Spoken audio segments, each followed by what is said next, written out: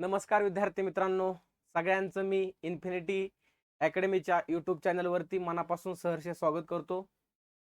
मित्रांनो, अपेक्षित आहे की पाठीमागच्या काही दिवसांपासून किंवा पाठीमागच्या काही महिन्यांपासून महाराष्ट्रामध्ये एक चर्चा सुरू आहे, ते म्हणजे की AMVIच्या जागा, असिस्टंट मोटार व्हेइकल इन्स्पेक्टरच्या जागा त्या कोणत्या जाहिरातीमध्ये येतील. मित्रांनो, मुद्दा हा महत्त्वाचा आहे. याच्यापूर्वीही मी अनेक वेळा सांगितलेला आहे. तो म्हणजे की आपला अभ्यास हा त्या लेवलचा असणं. सध्याची जर स्पर्धा आपण पाहिली, तर तुम्ही ग्रुप बी, ग्रुप सीचा जर आता पूर्व परीक्षेचे पेपर बघितले, मुलांना खूप मार्क आहेत. मुलांना अतिशय चांगले मार्क असून सुद्धा मुलं आज द्विधावस्थेमध्ये आहेत. कारण का? वाढलेलं कट ऑफ. आणि याच्यामध्येच आपण मेकॅनिकल इंजिनियर आहोत. आणि या मेकॅनिकल इंजिनिअरिंगच्या बॅकग्राऊंडच्या मुलांसाठी एक सेपरेट पद जे आहे, AMVIचं, यासाठी मुख्य परीक्षेला तुम्ही क्वालिफाय होणार आहात. तेव्हा महाराष्ट्रामध्ये आज मेकॅनिकल इंजिनिअरिंग झालेल्या प्रत्येक मुलाला चांगले मार्क्स घेऊन रँकमध्ये येण्याचा अधिकार आहे. पण घोडा कुठं अडतोय नेमका आपला? नक्की प्रॉब्लेम हा आहे की सर पूर्व परीक्षा पास कशी हो? त्याच्यामुळेच मित्रांनो, इन्फिनिटी अकॅडमीच्या माध्यमातून याच्या पूर्वी सुद्धा किंवा सध्या चालू सुद्धा तुम्हाला वेगवेगळ्या विषयांचे ग्रुप सीच्या अनुषंगाने पूर्व परीक्षेच्या बाबतीत जर आपण पाहिलं, तर जसं की सागर सोनवणे सर असतील, वैयक्तिक मी असेल, देशकरी सर असतील, माधव जगताप सर असतील आणि स्वतः गिरीश खेडकर सर असतील, या सगळ्यांच्या माध्यमातून महाराष्ट्राच्या कानाकोपऱ्यापर्यंत विद्यार्थी मित्रांना कशा स्वरूपात फायदा होऊ शकतो आणि जास्तीत जास्त आपल्या या मार्गदर्शनामुळे महाराष्ट्रामधल्या कित्येक लोकांचा फायदा होऊ शकतो, याची प्रचिती किंवा याचा अनुभव गेल्या काही वर्षांपासून आम्हाला आलेला आहे. मित्रांनो, एक शिक्षक या नात्याने एकाच गोष्टीचा आनंद काय वाटतो माहिती आहे का? जेव्हा तुमचं एखाद्या परीक्षेमध्ये सिलेक्शन होतं, मग तुम्ही एखादा वेळ काढून त्यातल्या त्यात वेळ काढून तुमचा सत्कार समारंभ झालेला असतो. त्यातून सुद्धा वेळ काढून तुम्ही तुमचा फीडबॅक तुमच्या मेसेजच्या माध्यमातून देता किंवा एखादा रँडमली मुलगा किंवा मुलगी कॉल करते, मास्तर ह्या पोस्टवरती पदावरती सिलेक्शन झालेलं आहे. तर त्यावेळेस कुठेतरी असं वाटतं की जे क्षेत्र आपण निवडलेलं आहे, तर या क्षेत्राचं कुठेतरी चीज होताना आपल्याला दिसतंय. तो तुमच्या यशामध्ये कुठेतरी वैयक्तिक आम्हाला सुद्धा त्या पदावरती गेल्यासारखं काही क्षणासाठी फील होतं. त्याच्यामुळेच तर आज महाराष्ट्रामधल्या प्रत्येक जिल्ह्यामध्ये म्हणता येईल आपल्याला किंवा काही जिल्ह्यांमध्ये आज हक्काचे असे अधिकारी या पदावरती कार्यरत आहेत की जे कधीही ऐनवेळी कधीही फोन केला तरी ते वेळेवरती कामाला येऊ शकतात. तो मित्रांनो, माझी तुम्हाला पुन्हा एकदा रिक्वेस्ट असेल ती म्हणजे काय, की या सेशनची लिंक ही तुमच्या मित्रांपर्यंत शेअर करा. कारण का, तुमच्या पूर्व परीक्षेमध्ये सगळ्यात महत्त्वाचा जो डिसिजन फॅक्टर असणारा किंवा मार्क्समध्ये तुमचा अपडाऊन करणारा सब्जेक्ट जो आहे तो म्हणजे कुठला? पॉलिटी. आणि या पॉलिटीच्या अनुषंगाने नक्की आपल्याला काय करायचं आहे, कशा पद्धतीने करायचं आहे किंवा किती करायचं आहे, या सर्व गोष्टींची चर्चा ह्या आजच्या सेशनमध्ये आपण करणार आहोत. तर सिलेबस डिकोडिंगचं हे सेशन आहे. युट्यूबच्या स्वरूपामधून तुम्हाला आपण हे प्रोव्हाइड करतोय, जेणेकरून मुलांना या विषयामध्ये नक्की वाचायचं काय आणि कसं वाचायचं ह्याचा आवाका समजत नाहीये. कारण की जर तुम्ही आयोगाचं जर टायटल बघितलं सिलेबसमध्ये पूर्व परीक्षेच्या, तर आयोगाने एकच शब्द दिलाय, तो म्हणजे कुठला? राज्यशास्त्र हा शब्द दिलेला आहे बघा. मग ह्या राज्यशास्त्र शब्दाला नक्की किती डीपमध्ये वाचायचंय? मग यासाठी तुम्हाला काय करावं लागतं? अनालिसिस करावं लागतं. आणि जेव्हा ते तुम्ही अनालिसिस करता, त्यावेळेस तुम्हाला समजून जातं की नक्की आपल्याला एरिया कोणता कव्हर यामध्ये करायचा आहे. तो हे सेशन आपण सुरू करतोय बघा. तत्पूर्वी तुम्हाला माहितीच आहे, इन्फिनिटी अकॅडमीचं जे स्पेसिफिक AMVI साठी ओळखली जाते, जे महाराष्ट्रामधलं नंबर 1चं हे इन्स्टिट्यूट आहे, हे ऑलरेडी सिद्ध झालेलं आहे. आणि याच अकॅडमीच्या माध्यमातून तुम्हाला RTOच्या AMVIच्या या पदासाठीच्या पूर्व आणि मुख्यचा कोर्स उपलब्ध करून दिलेला आहे या अकॅडमीच्या माध्यमातून. फुल अपडेटेड सिलेबस आहे. महाराष्ट्रामधली अशी एकमेव बॅच तुम्हाला बघायला मिळेल, जो खाली नंबर दिलेला आहे बघा, 9529317572, 92959529 यावरती तुम्ही कॉन्टॅक्ट करू शकता, संपर्क करू शकता. बॅच बद्दलची डिटेल माहिती, अगदी कोणता विषय शिकवणार आहे, कुठला फॅकल्टी किती डेप्थ मध्ये शिकवणार आहे, कोण किती वेळ शिकवणार आहे, या सर्व गोष्टी तुम्ही यावरती माहिती घेऊ शकता. तर तुम्ही उशीर न करता सेशन झाल्या या नंबरवरती कॉल करून तुम्ही माहिती मागवून घेतली पाहिजे. आता बघा, आपण मूळ मुद्द्यावरती येऊया, तो म्हणजे RTOचा पूर्व परीक्षेचा एक्झाम पॅटर्न काय. आता बऱ्याच वेळा सागर सोनवणे सरांनी तुम्हाला या गोष्टींबद्दल चर्चा केलेली आहे, त्याच्यामुळे तुम्हाला एक आयडिया माहितीच आहे की तुमचा जो पेपर आहे तो ग्रुप सी चा पेपर आहे, जो जुलैमध्ये पेपर होणार आहे आणि यामध्ये 100 प्रश्न असणार आहेत 100 मार्कांसाठी आणि यासाठी वेळ महत्वाचा लक्षात ठेवा, तो म्हणजे फक्त 1 तास असणार आहे. मी यापूर्वीही सांगितलेलं आहे तुम्हाला खूप वेळा की कंबाईन बी आणि कंबाईन सी ह्याच्या 2 पदासाठी अभ्यास करणारी मुलं आहेत ना, या मुलांना मी एकच सांगेल ते म्हणजे काय की मित्रांनो, तुमचा इथं फक्त स्टडी मॅटर कधीच करणार नाहीये. कारण का, इथं स्टडी सोबतच अनेक गोष्टी मॅटर करतात. जसं की तुमचं त्या पेपरमधलं असलेलं टेम्परामेंट, त्या पेपरमध्ये असलेलं तुमचं टाइम मॅनेजमेंट, त्या पेपरमध्ये असणारी तुमची डिसिजन मेकिंग पॉवर. सो ह्या सर्व गोष्टींचं कॉम्बिनेशन जेव्हा एकत्रीकरण तुम्ही करता, तेव्हा कुठेतरी तुम्हाला 65च्या प्लस किंवा त्या आसपास मार्क पडलेले तुम्हाला बघायला मिळतील. कळतंय? सो त्याच्यामुळं आपल्याला जरी ही टेक्निकल पोस्ट असली तरी सुद्धा एक गोष्ट विसरून चालणार नाहीये. मी ह्यापूर्वी पण तुम्हाला सांगितलेलं होतं. बाळांनो, आता लक्षात ठेवा ते म्हणजे काय की जी मुलं 2021, 2022, 2023, 2024 आणि 2025, आता ह्याच्यामध्ये तुमच्यामधले काही लोक असतील जे फ्रेशर असतील 24-25 चे पास आउट, पण यामध्ये 21-22-23 जी पास आउट झालेली मुलं आहेत, जी पाठीमागच्या काही वर्षांपासून जनरल एमपीएससीचा अभ्यास करतायत बघा, मग ती राज्यसेवा असेल, कंबाईन बी असेल किंवा कंबाईन सी असेल, तर ही मुलांची आता इथपर्यंत पातळी गेलेली आहे की ही मुलं आरामामध्ये 55 ते 60 च्या आसपास मार्क घेऊ शकतात. मग तुम्हाला कॉम्पेट ह्या मुलांसोबत करायचे. त्याच्यामुळं जरी हे जनरल एमपीएससी करणारे असले तरी सुद्धा उद्या जाऊन जेव्हा जागा तुमच्या येतील आणि जागांची तर चर्चा खूप जास्त जागा येतील तुमच्या, तेव्हा हे लोक सुद्धा काय करणार आहेत, हे या पदासाठी इलिजिबल असणार आहेत, त्याच्यामुळे ते त्याला टिक मार्क करणार आहेत. साहजिकच तुमचं सगळं कॉम्पिटिशन ह्या जनरलच्या मुलांसोबतच आहे. कारण की तुमची जाहिरात ही मला वाटतं 2020 नंतर आता डायरेक्ट जाहिरात आलेली आपल्याला बघायला मिळते.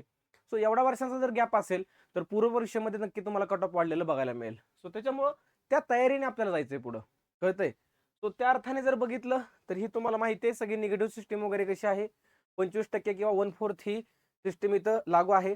बाकीच्या ह्या सर्व गोष्टी तुम्हाला सागर सोनवणे सरांनी सांगितलेल्या आहेतच वेळोवेळी. त्यावरती वेळ न घेता आपण थोडं पुढे जाऊयात म्हणजे तुम्हाला समजून जाईल बघा. मग आपण पूर्व परीक्षेचा सिलेबस जर बघितला तर त्यामध्ये मित्रांनो आपला जो सब्जेक्ट आहे तो म्हणजे 5 नंबरचा बघा. मगाशी पण सांगितलं राज्यशास्त्र फक्त एवढं टायटल आहे. ह्यात करायचं काय? राज्याच्या शास्त्रामध्ये नक्की करायचं काय? या गोष्टींचा सगळ्यात मोठा क्वेश्चन मार्क तुम्हाला बघायला मिळेल. तिथं बघा तुम्ही भूगोल, अर्थव्यवस्था, सामान्य विज्ञान सोडून द्या, परंतु भूगोल आणि अर्थव्यवस्थेमध्ये त्यांनी व्यवस्थितपणे डिटेलमध्ये पॉईंट दिलेले आहेत की नक्की तुम्हाला काय काय वाचायचंय. त्या बाहेर ते प्रश्न विचारणार नाहीयेत तुम्हाला, पण हिथं काय विचारणार आहेत ह्या गोष्टीची तुम्हाला कल्पना आली पाहिजे. यासाठीच तर आपण इन्फिनिटी अकॅडमीच्या माध्यमातून पूर्व आणि मुख्य परीक्षेसाठी online live plus recorded batch तुम्हाला प्रोव्हाइड करून देत आहोत. हा नंबर पुन्हा एकदा मी सांगेल तुम्हाला 9529317572 यावरती तुम्ही कॉन्टॅक्ट करून या बॅच बद्दलची सर्व माहिती विचारू शकता. तो आपण आता सुरुवात करूयात आपल्या नक्की या शब्दाबद्दलचा अर्थ किंवा या शब्दाला नक्की काय म्हणायचं आहे. आणि जेव्हा तुमचं सेशन पूर्ण होईल त्यावेळेस तुमचा एरिया, तुमचा अप्रोच या सब्जेक्टकडे बघण्याचा काय होईल पूर्णपणे बदलून गेलेला असेल. तर आता बघा मी 3 नेहमी शब्द वर्गामध्ये सांगत असतो मुलांना. एक म्हणजे राज्यशास्त्र, दुसरा शब्द म्हणजे राज्य व्यवस्था आणि तिसरा शब्द आहे तो म्हणजे कुठला, राज्य घटना. बघा या 3 शब्दांचं जर आपण अनालिसिस केलं, बघा या 3 शब्दांचं जर आपण अनालिसिस केलं तर याच्यामध्ये एक गोष्ट तुम्हाला दिसेल ती म्हणजे काय, यामध्ये या तिन्ही शब्दांमध्ये एकच शब्द कॉमन आहे तो म्हणजे कुठला, राज्य. कोणता शब्द कॉमन आहे, राज्य. ह्याला आपण काय म्हणतो, स्टेट. द स्टेट किंवा इंग्लिश मध्ये याला स्टेट असं म्हणलं जातं. आता राज्याचं शास्त्र, मग ह्याचा जर आपण संधी हा टॉपिक मराठी व्याकरणात तुम्ही कधी भविष्यामध्ये म्हणण्यापेक्षा तुम्ही ह्याच्या अगोदर भूतकाळामध्ये मराठी व्याकरण कधी शिकला असला तर हे दोन शब्द ह्याची फोड होती बघा. राज्य अधिक शास्त्र, राज्य अधिक व्यवस्था, राज्य अधिक घटना. क्लिअर? तो असे 3 इथे गोष्टी तुम्हाला बघायला मिळतील. मग इथे एकच शब्द आपण कॉमन काढला आहे तो म्हणजे राज्य काढलाय. आता राज्य म्हणजे काय नंतर आपण समजू. मग ह्या 3 शब्दांचे अर्थ काय, त्यांना आयोगाला नक्की तुम्हाला म्हणायचंय काय. बघा लक्षात ठेवा, तुम्ही जेव्हा आपण भारत देशामध्ये राहतो, राज्य आणि हा एक शब्द तुम्ही ऐकला असेल तो म्हणजे राष्ट्र. ह्याला आपण काय म्हणूयात, नेशन. राज्य किंवा राष्ट्र याला म्हणूयात आपण. मग इथं आपण भारताची राज्य व्यवस्था किंवा भारताची राज्य घटना बघतोय, तर मग इथं राष्ट्र घटना, राष्ट्र व्यवस्था, राष्ट्रशास्त्र असं का नाहीये. याचं कारण म्हणजे काय मित्रांनो, राष्ट्र ही एक भावना आहे, लक्षात ठेवा. राष्ट्र काय एक भावना आहे, तुमच्या मनामधली एक मानसिकता आहे. परंतु जेव्हा तुम्ही या शब्दावरती जाता त्यावेळेस हे एक राजकीय एकक आहे. State is the political unit, हे महत्वाचं लक्षात ठेवा शब्द याच्यामधला. State is a political unit, it has fix boundaries. त्याला फिक्स काय असतात, निश्चित काय असतात, सीमा असतात. But it has no fix boundaries, ह्याला निश्चित सीमा नसतात. म्हणजे आज राष्ट्रीयत्वाची भावना तुमच्या मनामध्ये, आज तुम्ही भारतीय आहोत, आज आपण भारतीय आहोत, उद्या कामानिमित्त आपण ऑस्ट्रेलियामध्ये गेलो, बरोबर, आणि भारत आणि ऑस्ट्रेलियाची एक क्रिकेटची मॅच सुरू आहे, आणि मॅच सुरू कुठं आहे, ऑस्ट्रेलियामध्ये सुरू आहे. तुम्ही राहताय कुठं, ऑस्ट्रेलियामध्ये, तुम्ही नागरिक कुठल्याही भारताचे. मग अशा वेळेस तुम्ही सपोर्ट कुणाला करणार आहे, तर भारतीयांनाच करणार, कारण की तुमच्या मनामध्ये राष्ट्रीयत्वाची भूमिका आहे ना. त्याच्यामुळे त्याला कुठल्या निश्चित सीमा आहेत का, बाउंड्रीज आहेत का, नाहीयेत. त्याला मात्र निश्चित काय आहेत मित्रांनो, बाउंड्रीज आहेत. It has fix boundaries. तो त्याच्यामुळं राज्य ही संकल्पना पूर्ण होण्यासाठी सगळ्यात महत्वाचे 4 अस्पेक्ट तुम्हाला पूर्ण करावे लागतात. ते 4 अस्पेक्ट तुम्हाला अगदी राज्य शासनाच्या स्टेट बोर्डमध्ये पण बघायला मिळतील. बऱ्याच लोकांचं हितनं फरक समजत नाही, म्हणून पुढे जाऊन कुठेतरी अडचणी आपल्याला बघायला येतात. पहिलं म्हणजे एक तिथं निश्चित काय असला पाहिजे, एरिया असला पाहिजे. राज्य पूर्ण होण्यासाठी, म्हणजे हा शब्द पूर्ण होण्यासाठी किती घटकांची आवश्यकता आहे, तर 4 घटकांची आवश्यकता आहे. त्यातला पहिला कोणता आहे, एरिया. म्हणजे निश्चित काय असलं पाहिजे, एक तिथं क्षेत्र असलं पाहिजे. त्यानंतर ना ते क्षेत्र कसं असलं पाहिजे, सार्वभौम क्षेत्र असलं पाहिजे. ठीक आहे, सार्वभौम, सॉव्हरियन ज्याला आपण म्हणतो बघा इंग्लिशमध्ये, सार्वभौम असलं पाहिजे. त्यानंतर ना तिथं राहत असणारी लोकसंख्या असली पाहिजे, त्या क्षेत्रावरती लोकसंख्या असली पाहिजे. आणि ते क्षेत्र हँडल करण्यासाठी तिथे एक काय असलं पाहिजे, अप्रोप्रिएट गव्हर्नमेंट असलं पाहिजे, एक निश्चित शासन असलं पाहिजे. म्हणजे एरिया, सॉव्हरेनिटी किंवा सॉव्हरेन पाहिजे तो, पॉप्युलेशन आणि गव्हर्नमेंट, असे 4 अस्पेक्ट पूर्ण करणारा घटक म्हणजे काय असतं, राज्य असतं. आता एक उदाहरण तुम्हाला बेसिक देतो बघा. जसं की ही आपली पृथ्वी आहे, बरोबर का, ही पृथ्वी आहे. हा नॉर्दर्न हेमिस्फिअर आणि हा साऊदर्न हेमिस्फिअर, म्हणजे हा उत्तर गोलार्ध, हा दक्षिण गोलार्ध. भारताचं लोकेशन कुठं आहे, उत्तर गोलार्धामध्ये. जे उत्तर गोलार्धामधून कर्कवृत्त भारतातल्या 8 राज्यातून जातं, हे तुम्ही भूगोलामध्ये शिकलेलं आहे. परंतु जेव्हा तुम्ही भारताच्या जिओग्राफिकल बाजूने बोलता, त्यावेळेस तुम्ही भारताचं क्षेत्रफळ सांगताच ना, किती सांगता, 32,87,263 चौरस किलोमीटर हे भारताचं क्षेत्रफळ आहे, बरोबर. आणि जर तुम्ही भारताचा विचार केला तर ह्या पृथ्वीच्या 21% या पृथ्वीच्या 29% जमिनीपैकी 2.4% कुणी व्यापलेला आहे, भारताने व्यापलेला आहे. कळतंय तुम्हाला. म्हणजेच भारताची एक निश्चित काय सीमा आहे. तुम्ही हे अमेरिकेमध्ये गेला, पाकिस्तानमध्ये गेला, किंवा तुम्ही इटलीमध्ये गेला, वा चीनमध्ये गेला, रशियात गेला, कुठल्याही देशात गेला, जगात मध्ये एक युनायटेड नेशन नावाची एक संघटना आहे बाळांनो. दुसऱ्या महायुद्धानंतर ती स्थापन झाली. त्याचा पर्पज काय होता वगैरे हे तुम्हाला नंतर लेक्चरमध्ये आपण बोलतच असतो. परंतु संयुक्त राष्ट्र संघटनेचे जेवढे सदस्य देश आहेत ना, प्रत्येक देश हा कसा आहे माहिती आहे का, सार्वभौम देश आहे बघा. कळतंय, सार्वभौम असणं म्हणजे काय, स्वतःचे निर्णय स्वतः घेण्यासाठी सक्षम असणं. स्वतःचे निर्णय दुसरा कोण घेऊ शकत नाही. मग आता उदाहरणार्थ आपण एखादा प्रदेश दुसऱ्या देशाला देऊ पण शकतो, एखादा प्रदेश दुसऱ्या देशाकडून घेऊ पण शकतो. त्याच बाबतीमध्ये एखाद्या आंतरराष्ट्रीय संघटनेचं सदस्यत्व आपण घेऊ शकतो किंवा ते सोडू पण शकतो. त्यालाच काय म्हणलं जातं, सार्वभौम असं म्हणलं जातं. भारत सार्वभौम कधी झाला खरा तर 26 जानेवारी 1950 ला.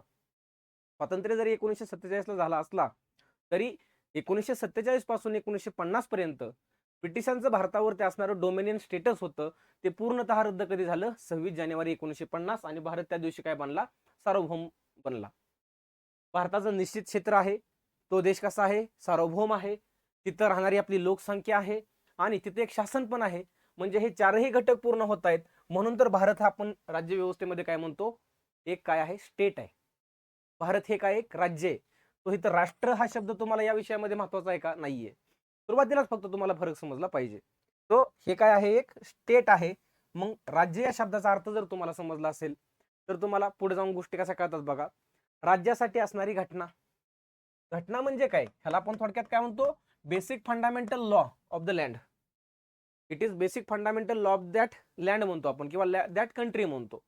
मग भारतासाठी जो रूल्स अँड रेग्युलेशन निश्चित किंवा फिक्स करणारा जो लॉ आहे, बेसिक फंडामेंटल, तो म्हणजे आपलं कॉन्स्टिट्यूशन आहे. म्हणून त्याला राज्याची काय म्हणले, घटना म्हणले, राज्याचा कायदा त्याला म्हणलेला आहे. तसंच राज्याची व्यवस्था, मग हे राज्य हँडल करण्यासाठी बघा तिथं काय म्हणलं होतं, एक शासन असलं पाहिजे. हे राज्य हँडल करण्यासाठी तिथे काय असली पाहिजे, सिस्टीम असली पाहिजे. तर त्या सिस्टीमलाच काय म्हणतो आपण, राज्याची व्यवस्था. समजतंय? आणि सगळ्यात ब्रॉड शब्द जो आहे तो म्हणजे राज्यशास्त्र आहे मित्रांनो, लक्षात ठेवा. त्याला तुम्ही पॉलिटिकल सायन्स सुद्धा म्हणू शकता. शास्त्र म्हणजे काय, राज्याचा तुम्हाला अभ्यास कसा करायचा आहे, वैज्ञानिक दृष्टिकोनातून करायचा आहे. मग इथं वैज्ञानिक दृष्टिकोन म्हणजे science, physics, chemistry, biology apply करायचं का नाही करायचं. वैज्ञानिक दृष्टिकोन म्हणजे काय, तर तुम्हाला राज्याला वेगवेगळ्या सिद्धांताचा आधार घेऊन अभ्यासायचा आहे. मग कार्ल मार्क्स असेल, ओके, त्यानंतर जे.बी. मिल असेल, किंवा असे वेगवेगळे जे अरिस्टॉटल असेल, वेगवेगळे जे अभ्यासक होऊन गेले जागतिक लेवलला, राजकीय विचारवंत होऊन गेले, त्यांच्या दृष्टिकोनातून राज्य नक्की कसं आहे, राज्य कसं बनतं, त्याची व्यवस्था कशी आहे, ह्याला काय म्हणलं जातं, राज्याचं शास्त्र म्हणलं जातं. कळतंय? मग आपण ग्रुप सी चा जर आयोगाचा पाठीमागच्या 4-5 वर्षांचा जर पेपरचं अनालिसिस केलं, तर आयोगाने तुम्हाला कोर या शब्दाला पकडून प्रश्न टाकलेले नाहीत बघा. तुम्हाला आयोगाने या 2 शब्दांचं कॉम्बिनेशन केलेलं आहे बघा. ते म्हणजे कुठलं, राज्यघटना आणि राज्यव्यवस्था. खरं तर सिलेबसमध्ये आपल्याला राज्याची घटना म्हणजे आपलं मूळ संविधान, कॉन्स्टिट्यूशन, आणि त्याची व्यवस्था ही अभ्यासायची आहे, जेणेकरून आपल्याला 15 पैकी हमखास तुम्हाला सांगतो मिनिमम 14 प्रश्न बरोबर येणार आहेत. हे तुम्ही यापूर्वीच्या विद्यार्थ्यांना पण विचारू शकता. जे जे माझ्याकडून पॉलिटी शिकलेले आहेत त्या सर्वांना तुम्ही विचारू शकता की परत तुम्हाला पॉलिटी कधी शिकायची गरज पडत नाही. तुम्हाला हक्काचा विषय बनणारा जो आहे तो म्हणजे कुठला, आपला राज्य व्यवस्था आहे, जो तुम्हाला आपण अगदी सोप्या भाषेमध्ये, तुमचं जरी टेक्निकल बॅकग्राऊंड असलं तरी सुद्धा तो बाय लँग्वेज ज्याला आपण म्हणतो की दोन्ही भाषेमध्ये, मग त्या 2 भाषांमध्ये एक मराठी आणि दुसरी म्हणजे इंग्लिश, त्या दोन्ही भाषेमध्ये तुम्हाला समजेल या भाषेमध्ये आपण हे काय करत असतो, शिकत असतो. तर हे झालं राज्यघटना. मग आता ही जी राज्यघटना आहे ना बाळांनो, ही राज्यघटना तुम्हाला माहिती आहे 26 नोव्हेंबर 1949 रोजी आपण काय केली होती, अडॉप्ट केली होती. तसेच पुढे जाऊन 26 जानेवारी 1950 पासून ते आपण इम्प्लिमेंट केलेले आपल्याला सांगता येईल. घटनेच्या प्रारंभीचा दिवस कोणता आहे, 26 जानेवारी. बट संविधान दिवस कोणता आहे, 26 नोव्हेंबर 2015 पासून हा दिवस आपण साजरा करतो. मग मित्रांनो, या घटनेमध्ये, ही आपली घटना आहे बरोबर, ही आपली घटना आहे बरोबर, या घटनेमध्ये वेगवेगळे गोष्टी आहेत बघा. जसं की या घटनेमध्ये वेगवेगळे भाग आहेत, या घटनेमध्ये वेगवेगळी कलम आहेत, तसंच या घटनेमध्ये वेगवेगळी परिशिष्ट आहेत, त्यालाच आपण काय म्हणतो, शेड्यूल्स म्हणतो. वेगवेगळी कलम म्हणजे ज्यालाच आपण काय म्हणतो, आर्टिकल्स म्हणतो. वेगवेगळे भाग म्हणजे त्याला आपण वेगवेगळे पार्ट्स म्हणतो. तसेच या घटनेमध्ये एक तुम्हाला प्रिएम्बल असलेले सुद्धा बघायला मिळेल. प्रिएम्बल म्हणजे काय, घटनेचा सरनामा. That is called summary of constitution. म्हणजे या घटनेत नक्की काय दिले त्याचं एक कन्क्लुजन तुम्हाला ह्या 80 ते 85 शब्दामध्ये सुरुवातीला बघायला मिळतं. त्यालाच तुम्ही काय म्हणता, प्रिएम्बल. इझी लँग्वेज मध्ये काय, it is summary of constitution, it is a philosophy of constitution. कळतंय? मग हे जे भाग, कलम, परिशिष्ट आहेत त्यालाच तर काय म्हणतात, तुमच्या मूलभूत कायद्याचा अभ्यास करणे. मग तुम्हाला आयोगाचे जर पीवायक्यू तुम्ही पाहिले तर हे पीवायक्यू हेच सांगतील की तुम्हाला फोकस कशावरती करायचा आहे, या सर्व गोष्टींवरती फोकस करायचा आहे. मग जर तुम्ही हेच 1949 ला पाहिलं, भारतीय राज्यघटनेमध्ये भागांची संख्या किती होती, 22 होती. त्यानंतर कलम किती होती, 395, आणि परिशिष्ट किती होती त्यावेळेस, 8 होती. पण आज जर 2026 ला आपण बघतोय तर ह्या भागांची संख्या किती झालेली आहे, 25 झालेली आहे. 395 ची आज संख्या किती झालेली आहे, 460 पेक्षा जास्त कलम झालेले आहेत. पण आज सुद्धा शेवटच्या कलमाचा नंबर किती आहे, 395 आहे. तसंच परिशिष्ट जे आहे, ज्याला आपण शेड्यूल म्हणूयात, ही आज किती झालेली आहेत, 12 झालेली आहेत. दॅट इज कॉल्ड काय म्हणूयात आपण, की ज्या घटनेमध्ये आवश्यक असणाऱ्या गोष्टी ज्या आहेत, ज्या अतिशय इसेन्शियल गोष्टी आहेत, त्या आपण काय केल्या, इन केल्या. त्या गोष्टी आपण घटनेमध्ये ऍड केल्या.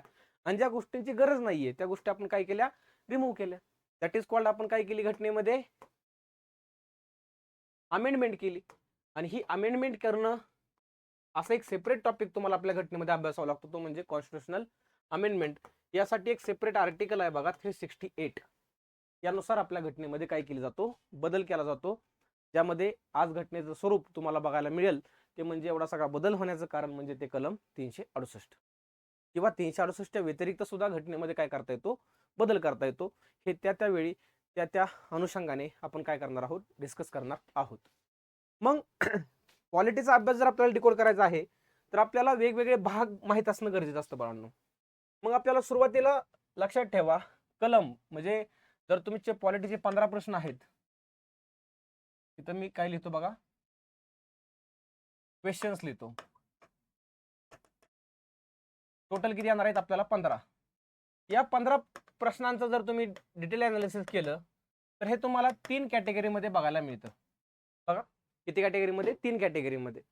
त्याच्यामध्ये तुम्हाला एक गोष्ट बघायला मिळेल ती म्हणजे कुठली, की पॉलिटीचे 15 प्रश्नांपैकी 4 ते 5 प्रश्न हे तुमचे एका पार्टवरती विचारले जातात. त्यानंतर 5 ते 6 प्रश्न हे तुमचे या पार्टवरती विचारले जातात. आणि रिमेनिंग मग 4 आणि 5 9, 6 आणि 5 11, म्हणजे 4 ते 5 हे तिसऱ्या पार्टवरती प्रश्न विचारले जातात. मग हे पार्ट कोणते आहेत हे तुम्हाला समजलं पाहिजे अभ्यास करताना. पहिला जो पार्ट आहे तो म्हणजे आर्टिकल 1 पासून ते 51 ए पर्यंतचा पार्ट तुम्हाला अभ्यासावा लागतो. यामध्ये अगदी इथं 6 पण प्रश्न येऊ शकतात बरं का. ऍव्हरेज किती सांगितलेत? 5 सांगितलेत मी. प्लस मायनस 1-2 सुद्धा होऊ शकतात. बट ते मायनस होऊ शकणार नाही, ते प्लसच होऊ शकतात. अगदी इथं 7 पर्यंत जाऊ शकतं. पण 2 आणि 3 प्रश्न एवढ्या पार्टवरती येणार नाहीये. जास्तच क्वेश्चन तुम्हाला आलेले बघायला मिळतील. इथं 5 ते 6 किंवा इथं 4 म्हणूया, 4, 5, 6 क्वेश्चन हे कशावरती असू शकतात? तुमच्या गव्हर्नमेंटवरती असू शकतात. गव्हर्नमेंट. आणि याला आपण अदर पार्ट म्हणतो, इन्क्लुडिंग ह्याच्यामध्ये काय म्हणतो आपण? पंचायत राज. अदर पार्ट मध्ये इन्क्लुडिंग काय म्हणतो आपण? पंचायत राज. किंवा अदर काही अजून गोष्टी आहेत घटनेच्या वंशाने किंवा अनुषंगाने, तर त्या गोष्टी यामध्ये तुम्हाला विचारल्या जातात. मग आता आर्टिकल 1 ते 51 ए मध्ये जर तुम्ही पाहिलं तर यामध्ये बघा, आता ह्या टॉपिक करण्याच्या पूर्वी तुम्हाला सगळ्यात महत्वाचं मेकिंग ऑफ द कॉन्स्टिट्यूशन, म्हणजे घटना निर्मिती कशी झाली. घटनेची आपली सुरुवात म्हणण्यापेक्षा आपल्याकडे संविधान सभा, कॉन्स्टिट्यूएंट असेंब्ली, जिने आपलं संविधान लिहिण्याचं काम केलं, मग हे त्यांनी निर्मिती घटनेची कशी केली, या सर्व गोष्टी तुम्हाला या टॉपिक मध्ये अभ्यासाव्या लागतात. जेव्हा तुम्ही फायनली 26 नोव्हेंबर 1949 ला आपलं कॉन्स्टिट्यूशन अडॉप्ट करता, त्यावेळेस आपल्या कॉन्स्टिट्यूशनचे फीचर्स कोणते होते, घटनेची वैशिष्ट्ये कोणती होती, हे तुम्हाला बेसिक लेवलच्या टॉपिक मध्ये बघावं लागतं. तसंच आपल्या कॉन्स्टिट्यूशन मध्ये एक प्रिएम्बल मी तुम्हाला मागे सांगितलं होतं. Preamble means summary of constitution, हे पण बोललो होतो. तर हे प्रिएम्बल जे आहे, या प्रिएम्बलचा सेपरेट एक टॉपिक तुम्हाला छोटासा अभ्यासावा लागतो. त्यात वेगवेगळे कीवर्ड्स आहेत बघा, जसं की भारत हे राज्य कसं आहे? सार्वभौम, समाजवादी, धर्मनिरपेक्ष, लोकशाही, गणराज्य. दॅट मीन्स सॉव्हरेनिटी आहे, त्यानंतर सोशलिस्ट आहे, सेक्युलर आहे, रिपब्लिक आहे किंवा डेमोक्रेटिक आहे किंवा रिपब्लिक आहे. जस्टिस, लिबर्टी, फ्रीडम, लिबर्टी, ह्या गोष्टी सगळ्या ज्या आहेत ह्या तुम्हाला प्रिएम्बल मध्ये बघाव्या लागतात. वेगवेगळ्या रिलेटेड केसेस आहेत त्या सुद्धा तुम्हाला बघाव्या लागतात. तर यानंतर सुरू होतो तुमचा आर्टिकल 1 ते 51 ए पर्यंतचा पार्ट. मग यामध्ये मेजॉरिटीने काय येतं बघा, पहिला टॉपिक येतो तो म्हणजे कुठला? युनियन अँड इट्स टेरिटरी, संघराज्य व त्याचे राज्यक्षेत्र हा टॉपिक येतो, जो आर्टिकल किती किती आहे? 1 पासून ते 4 पर्यंत आपल्याला बघायला मिळतो. दुसरा टॉपिक आहे तो म्हणजे कुठला? सिटिझनशिप आहे, सिटिझनशिप. तिसरा टॉपिक आहे तो म्हणजे फंडामेंटल राईट्स, मूलभूत हक्क ज्याला म्हणलं जातं. चौथा टॉपिक आहे तो directive principles of state policy, ज्याला आपण राज्य धोरणाची मार्गदर्शक तत्वे मराठीमध्ये म्हणतो. आणि पाचवा टॉपिक आहे तो म्हणजे फंडामेंटल ड्युटीज, ज्याला आपण मूलभूत कर्तव्य असं म्हणतो. आता 1 ते 4 पर्यंत युनियन अँड इट्स टेरिटरी आहे. सिटिझनशिप आर्टिकल 5 पासून 11 पर्यंत, फंडामेंटल राईट 12 पासून 35 पर्यंत, 35 पर्यंत, टीपीएसपी 36 पासून 51 पर्यंत, आणि फंडामेंटल ड्युटीज ह्या 51 ए मध्ये बघायला मिळतात. तो या पार्टवरती तुम्हाला जवळपास 5 ते 6 क्वेश्चन इथं बनणार आहेत बघा. आणि पॉलिटी मधला कन्सेप्च्युअल पार्ट जो आहे ना, तो हाच पार्ट आहे. इथं तुमचा अभ्यास करतानाचा अप्रोच हा कन्सेप्च्युअल असला पाहिजे पूर्णतः. पाठांतर आहेच बघा, साधी गोष्ट आहे की जर तुमची ऑब्जेक्टिव्ह एक्झाम आहे तर तुम्हाला पाठांतर हे कंपल्सरी आणि ते मस्ट आहे. परंतु तुम्ही पाठांतर करताना सुद्धा कन्सेप्च्युअल क्लॅरिटी किती आहे तुमच्यामध्ये, या सर्व गोष्टी माहित असणं अपेक्षित आहे. बाकी दुसरं गव्हर्नमेंट आहे बघा. आता गव्हर्नमेंट मध्ये जर तुम्ही पाहिलं तर मुख्यतः दोन प्रकारचं गव्हर्नमेंट तुम्हाला बघायला मिळतं. एक म्हणजे सेंटर लेवलचं आणि दुसरं म्हणजे स्टेट लेवलचं गव्हर्नमेंट. आणि तिसरं जे आहे ज्याला आपण काय म्हणतो local government, that is called panchayat raj, म्हणून मी सेपरेट लिहिलेलं आहे बघा. आपल्याकडे 3 लेवलवरती गव्हर्नमेंट बघायला मिळेल, सेंट्रल, स्टेट आणि लोकल गव्हर्नमेंट. लोकल गव्हर्नमेंटलाच तुम्ही काय म्हणता? पंचायत राज व्यवस्था असं सुद्धा म्हणता. मग ह्या सेंट्रल गव्हर्नमेंटमध्ये जर तुम्ही पाहिलं तर वेगवेगळे ऑर्गन आहेत बघा. एक्झिक्युटिव्ह आहे, लेजिस्लेचर आहे आणि ज्युडिशरी एक आहे. कार्यकारी मंडळ, कायदेकारी मंडळ आणि न्यायमंडळ. म्हणजेच भारतामध्ये कायदा बनवण्याचं काम कोणाचं आहे? To making lodge. लेजिस्लेचरचं काम आहे. एलचं म्हणजे लेजिस्लेचरचं. टू इम्प्लिमेंट लॉज, कायद्याची अंमलबजावणी करणे, हे काम कोणाचं आहे? एक्झिक्युटिव्हचं, means executive. And to check constitutional validity of that laws, म्हणजे त्या घटनात्मकता तपासणं त्या कायद्यांची, हे काम कोणाचं आहे? आपल्याकडे ज्युडिशरीचं आहे. तो असे गव्हर्नमेंटचे सेंट्रल लेवलला 3 ऑर्गन आहेत. सेम तेच राज्यामध्ये सुद्धा 3 ऑर्गन असणार ना, एक्झिक्युटिव्ह, लेजिस्लेचर आणि ज्युडिशरी. दॅट इज कॉल्ड, हे तुम्हाला अभ्यास करायचा आहे ना, इथं जे तुम्हाला 5, 6, 7 क्वेश्चन येणार आहेत, ॲव्हरेज ज्याला म्हणतो आपण, मी प्लस मायनस न करता डायरेक्ट रेंज सांगितली 5, 6, 7. तर तुम्हाला इथं जाणवल ते म्हणजे काय, की तुम्हाला इथं कंपॅरिझन करताना बघायला मिळेल. तुम्हाला कंपॅरिझन करायचं आहे. एक्झिक्युटिव्ह जेव्हा तुम्ही सेंट्रलचं बघाल त्यावेळेस स्टेटचे एक्झिक्युटिव्ह बघायचे. लेजिस्लेचर सेंट्रलचं बघाल त्यावेळेस इथं तुम्हाला स्टेटचं लेजिस्लेचर बघायचं आहे. ज्युडिशरी म्हणजेच जसं की आता एक्झाम्पलसाठी सांगतो बघा, ज्युडिशरीच्या अनुषंगाने जर तुम्ही सेंटरमध्ये सुप्रीम कोर्ट बघताय तर स्टेटमध्ये तुम्हाला हायकोर्ट बघावं लागेल.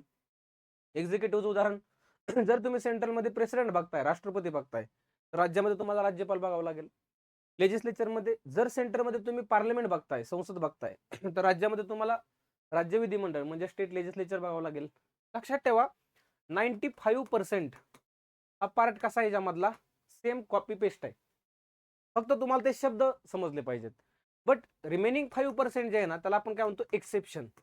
आणि तुम्हाला आयोगाचा जर ट्रेंड तुम्ही पाहिला तर ज्या ठिकाणी एक्सेप्शन आहेत, ज्या ठिकाणी अपवाद आहेत, त्या ठिकाणीच प्रश्न आयोगाचे विचारलेले तुम्हाला बघायला मिळतील. तो इथलाही तुमचा एरिया या पद्धतीने कव्हर केला जाणार आहे. आणि रिमेनिंग पंचायत राज, ज्याला आपण लोकल गव्हर्नमेंट असं सुद्धा म्हणूयात बघा.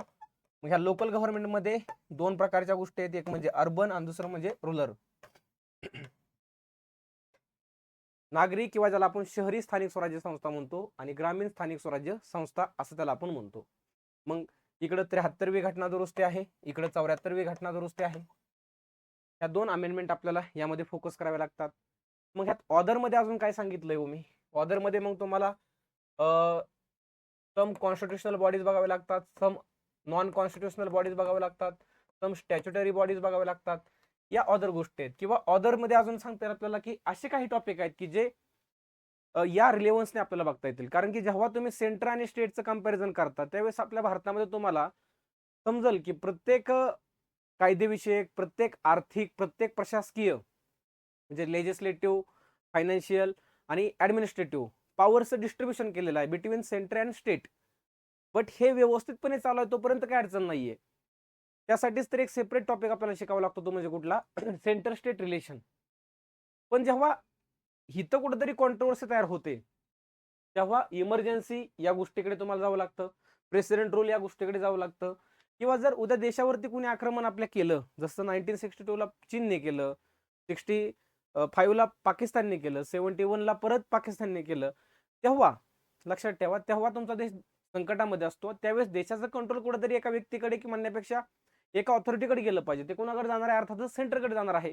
मग अशा वेळेस तुम्हाला इमर्जन्सी हा टॉपिक डिस्कस करावा लागतो. म्हणजेच ऑदरमध्ये मी मुद्दामहून तो टॉपिक का टाकला, कारण की जेव्हा तुम्ही ह्या गोष्टी कव्हर करताना त्यामध्ये त्याचा रिलेव्हन्स कुठंच येत नाही. पण जेव्हा ह्या ऑदरमध्ये गोष्टी तुम्ही बघताना तर अगदी मायनर पॉईंट हे तुम्हाला पेपरमध्ये हायलाईट करताना बघायला मिळतात. तो आयोगाचा जर तुम्ही ट्रेंड सध्याचा बघितला तर या ट्रेंडनुसार जर पाहिलं तर अशा स्वरूपामध्ये तुम्हाला या शब्दाला घेऊन जायचं आहे. या स्ट्रॅटेजीने जर तुम्ही अभ्यास केला तर मला विश्वास आहे तुम्हाला मिनिमम, मी 15 पैकी 15 कधीच म्हणलो नाही आजपर्यंत, तुम्हाला पण माहिती आहे. जे लोक मला बघितलंय ऑलरेडी, ज्या लोकांनी लेक्चर माझे केलेले आहेत, परंतु 15 पैकी 100% तुम्हाला 14 प्रश्न हे वर्गातल्या लेक्चरमधून, क्लासमधल्या नोट्समधून, ज्या तुम्हीच तुमच्या हाताने बनवलेत बरं का. कारण की मी शक्यतो शिकवत असताना पीपीटीचा यूज करत नाही. बोर्डावर ते म्हणजे ब्लॅक बोर्ड असतो, ब्लँक असतो, लिहिताना तुम्हाला जे पॉईंट मी नोट डाऊन करून घ्यायला सांगत असतो तर त्याच पॉईंटवरती क्वेश्चन झालेले तुम्हाला बनलेले बघायला मिळतील.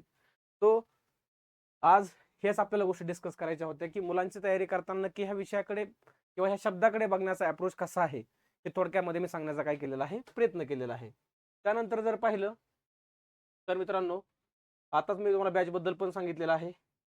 त्याच्यापूर्वी अजून एक गोष्ट तुम्हाला सांगेल सेशन संपण्याच्या पूर्वी, ते म्हणजे यशाची गुरुकिल्ली हे जे पुस्तक आहे ना, हे फक्त आरटीओच्या पूर्व परीक्षेसाठी इन्फिनिटी अकॅडमीच्या माध्यमातून, ज्यामध्ये विशेष म्हणजे बघा, इतिहास, भूगोल, अर्थव्यवस्था आणि राज्यशास्त्र, जे आता आपण बोललो राज्यशास्त्राबद्दल, हे विषयाचे सब्जेक्ट या विषयाचे क्वेश्चन हे मराठीमधून असणार आहेत. परंतु जनरल सायन्स, मॅथेमॅटिक्स आणि रिझनिंग याचे जे क्वेश्चन आहेत ना, ते प्युअर इंग्लिश मधून तुम्हाला असणार आहेत. आयोगाचा बदलता पॅटर्न सुद्धा ह्याच्यामध्ये विचारात घेऊनच हे पुस्तक काय केलेलं आहे, तयार केलेलं आहे. पुण्यामध्ये किंवा नाशिकमध्ये सुद्धा काही ठिकाणी, नाशिकमध्ये जर तुम्ही बघितलं तर infinity academy Upadhye building Ashok स्तंभ जवळ आपलं एक ब्रँच आहे. तसंच पुण्यामध्ये मोदी गणपती जवळ नारायणपेठ मानकरवाडा या ठिकाणी सुद्धा एक ब्रँच, मेन ब्रँच आहे. तर तुम्हाला नंबर दिलेले आहेत बघा, ते नंबर पाहिल्यापासून मी तुम्हाला मगाशी पण नंबर कोणता सांगितला होता, 95 29 31 75 72 यावरती तुम्ही माहिती घेऊ शकता.